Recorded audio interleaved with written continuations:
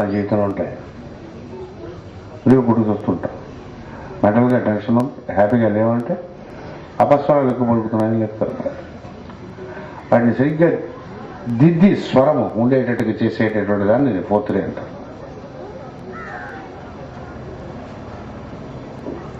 Harmony through conflict. వీణ వేరు, మధ్యన వేరు, కంజీరా వేరు. ఎవడ మటుకు వీడి తాళం వీడేసుకుని వాడిదాకా వాయించుకొని ఇంకేదో వాయించుకుని ఎలా ఉంటుంది? ఇప్పుడు మనం అన్నట్టుకుంటుంది అన్నాడు. గురు పూజల్లో సరే కలిసి ఒకటే చాట అందరం కలిసి భోజనం చేస్తాం, అందరి కోసం లీజ్ చేస్తాం. ఇళ్ళకి వెళ్ళిన తర్వాత ఎవడ పెంట పడి పక్కింటి వాడితోనే పడతాం. ఫస్ట్ పక్కింటి వాడితో పడదు. ఏం చేద్దారంటే మనకి నిజవాడితో సొంతం తెచ్చుకోవడం అలవాటు కాబట్టి ఇమీడియట్గా ఎవడంటాడు వాడితో సొంతం తెచ్చుకుంటాం. మరీ పక్కింటి వాడితో కూడా పడకుండా అయిపోయిన తర్వాత ఇంకా మూడుతో పడతాడు. ఇంకా వాడికి దగ్గరగా వాడి మీద ఏదో కంప్లైంట్ కూడా కనిపిస్తూ ఉంటుంది, ఏదో తప్పు ఉన్నట్టు కనిపిస్తూ ఉంటుంది. చదువుకుందామని అనిపించదు. చూసారా? దాని కాన్ఫ్లిక్ట్ అంట. రెండు లెప్పకాయలు కొడితే హార్మనీ వస్తుంది.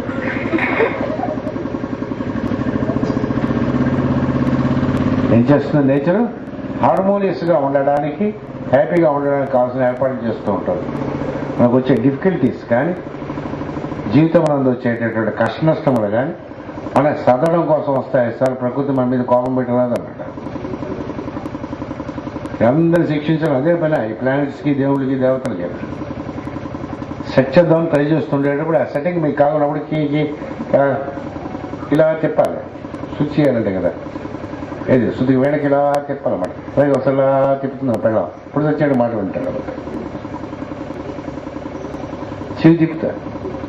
అంటే good and bad whatever incidents that we face in this world, God ఆయన అన్నారు Rabindra Tagore, I'm grateful for what you have given, I'm grateful for what you have not given అన్నట్టు.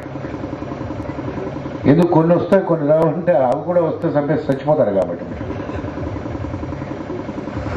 ఏది ఇవ్వాలి ఏది ఇవ్వకూడదు, ఎంత హార్మోని ఉండాలి, హార్మోని పెట్టలేదు అనమాట. ఈ ఈజిప్ట్లో ఉండేటటువంటి మహా రిచువల్స్ ఈజిప్షియన్ మాస్టర్ అయి ఉంటారు ఆయన. ఈజిప్ట్లో పిరమిడ్స్ అనేటటువంటి కొన్ని పిరమిడ్స్లో ఏం జరుగుతుందో ఎవరికి తెలియదు. లోపల అద్భుతమైనటువంటి క్రతు శాఖలు ఉంటాయి. 7 ప్లేన్స్లో 33 డిగ్రీస్ సంబంధించిన అతి రహస్యమైన క్రతువులు అక్కడ దొరుకుతాయి. ఈజిప్షియన్ గురించి తెలిసినవాడు, ఈజిప్షియన్ మాస్టర్ గురించి తెలిసినవాడు ఆ రిచువల్స్ గురించి తెలుస్తాయి. మన పౌర్ణమి నాడు ఇక్కడికి వస్తారు. అక్కడి నుంచి వచ్చేటటువంటి వాడిని ఆయన పంపిస్తారు. పౌర్ణమి నాడు ముక్తిగా కార్తీక పౌర్ణమి నాడు మాస్టర్ గారి యొక్క శిష్యులు ఈజిప్ట్ నుంచి ఇక్కడికి వస్తారు. ఈ ఆశ్రమానికి తరచూ వచ్చి వెళ్తూ ఉంటారు. భౌతిక శరీరములతో 6-7 అడుగుల మధ్యలో ఉంటారు. ఎప్పుడైనా మన మీ అదృష్టం బాగుంటే ఒకసారి మనం చూస్తాం. 5th రే కాంక్రీట్ సైన్స్. దానికి లార్డ్ ప్రస్తుతం ఉండేటటువంటి మాస్టర్ హిలేరియన్ అని అంటారు. వెనిస్ ప్రాంతంలో ఉన్నారు ప్రస్తుతం ఆయన.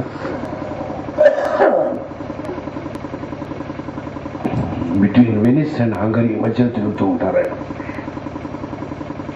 సిస్టరేకి సంబంధించినటువంటి మాస్టరే 2000 ఏళ్ల క్రితం పాలస్తీన్లో ప్రాంతములలో ఉండి ఎక్కడ పుట్టారైనా జెరూసలం అనేటటువంటి దాన్ని పుట్టి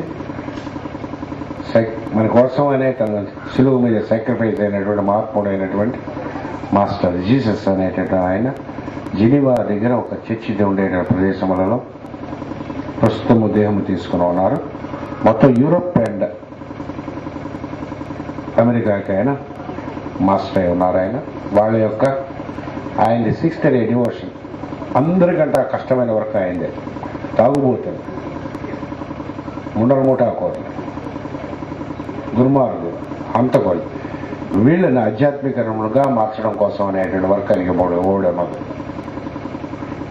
చాలా toughest work. One of the chief executives ఆయన. సాక్రిఫైస్ అనేటటువంటి దానికేను డివోషన్ అనే దానికి లార్డే అయినా 6th రేకి లార్డే ఉన్నారు. ఇప్పుడు ఆయన 7th Reiki master Comte de Saint Germain అనే పేరుతో ఒకప్పుడు హంగేరీ ఈ ప్రాంతంలో తిరిగినటువంటి ఆయన ప్రస్తుతము ఇంగ్లాండ్లో ఒక ప్రత్యేకమైన రహస్య ప్రదేశంలో ఉన్నారు. ఆయనను మనవాళ్ళు ప్రేమగా రాకోజీ అని పిలుస్తారు. ఈ 7 మాస్టర్స్ 7 కిరణములకు అధిదేవతలై మన గురువులై అంటారు. ఇందులో ఎవరో ఒక గురువు మీ గురువై ఉంటాడు. మీకు తెలియచ్చు, తెలియకపోవచ్చు. మీరు ఏ కిరణం మీద అయితే పుట్టారో ఆ కిరణములకు సంబంధించినటువంటి గురువు మీ ఆత్మకు సంబంధించినటువంటి గురువు అయి ఉంటాడు. మీరు పుట్టినప్పటి నుంచి, మీరు వెళ్తున్నప్పటి నుంచి నిరంతరము ఆయన హిమాలయాల్లో ఉండవచ్చు, అమెరికాలో ఉండవచ్చు, ఇంగ్లాండ్లో ఉండవచ్చు, మిమ్మల్ని కనిపెడుతూ ఉంటాడు. మీ ఆధ్యాత్మిక జీవితాన్ని కనిపెడుతూ ఉంటాడు. ఏమి ఇస్తారంటే వాళ్ళు 7 ఇనిషియేషన్స్ అని ఇస్తారు. వాళ్ళు అన్ని 7 ఇనిషియేషన్స్. ఎక్స్క్లూజివ్ ఇనిషియేషన్ గురించి నెక్స్ట్ మనం లెక్చర్ చెప్పుకుందాం. ఇనిషియేషన్ అంటే ఏమిటి, ఇనిషియేటివ్ ప్రాసెస్ అంటే ఏమిటి, ఎలా జరుగుతుంది అనేటువంటిది. అందులో చిన్న చిన్న ఇనిషియేషన్స్, ఉపనయనము, వివాహము, ఇటువంటివన్నీ కూడా కొన్ని థౌసండ్స్ ఇనిషియేషన్స్ అయిన తర్వాత మేజర్ ఇనిషియేషన్తో ఇనిషియేట్ అయినటువంటి వాడు ఎలాగుంటాడు, ఇనిషియేషన్ మనం తీసుకోవడానికి ఏం ప్రయత్నాలు చేయాలి, ఇవన్నీ కూడా మనం నెక్స్ట్ లెక్చర్లో చెప్పుకున్నాం. స్వస్తి ప్రజాభ్యః పరిపాలయంతాం న్యాయేన మార్గేణ మహీం మహీషా గోబ్రాహ్మణేభ్యః శుభమస్తు నిత్యం. లోకాః సమస్తాః సుఖినో భవంతు.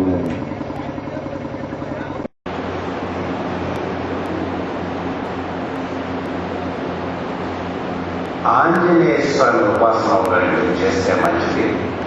సుందరాకాండ పఠనము చేస్తే మంచిది.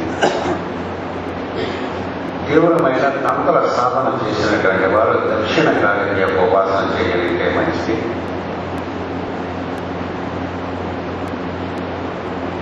మనమే వారం క్రితం లాస్ట్ మండే శని మీద ఒక పుస్తకం రిలీజ్ చేశాం. అద్భుతమైనటువంటి పుస్తకం.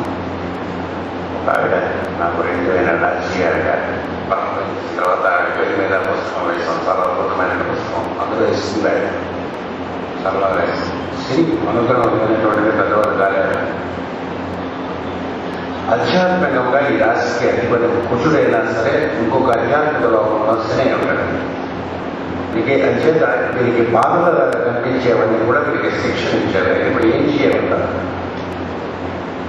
ఏదైనా ఇన్స్టిట్యూట్లో జాయిన్ అయిపోవడం, ఏదైనా నేర్చుకోవడానికి ప్రయత్నం చేయాలి. ఇప్పుడు మనం డిసిప్లిన్ అవతల మనకి కూడా మనమే డిసిప్లిన్ చేసుకోవాలి.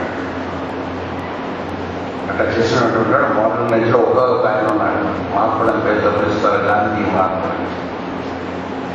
ఆయన ఏదైనా తప్పు చేస్తే ఏం చేసేవాడు, ఎవరు చేసేవాడు, ఆయనే శిక్ష వేసుకున్నాడు.